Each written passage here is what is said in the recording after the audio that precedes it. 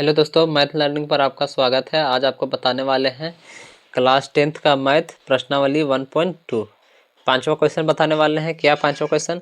जांच कीजिए कि क्या किसी प्राकृत संख्या n के लिए 6 का पावर n अंक 0 पर समाप्त हो सकती है।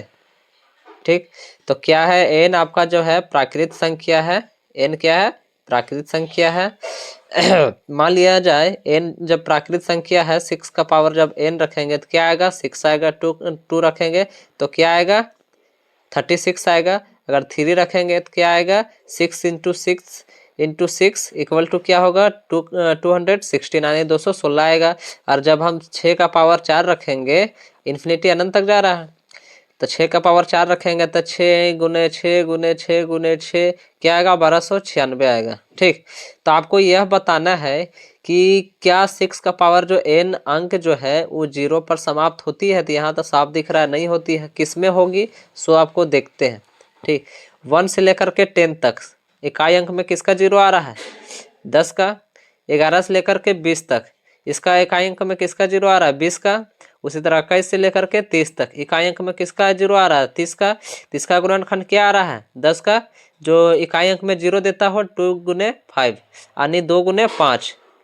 10 का गुणनखंड क्या है? 2 × 5 जो कि इकाई अंक में 0 देता है। उसी तरह क्या है? 20। 20 का गुणनखंड क्या है? 2 × 2 × 5 यानी इसमें भी 2 × 5 है।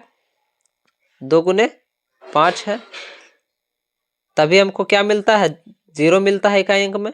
उसी तरह देखिए 30 का भी देखिए 2 × 3 × 5 इसका भी जैसे गुणनखंड जो है कि 2 × 3 × 5 जिसमें 2 और 3 मिल रहा है।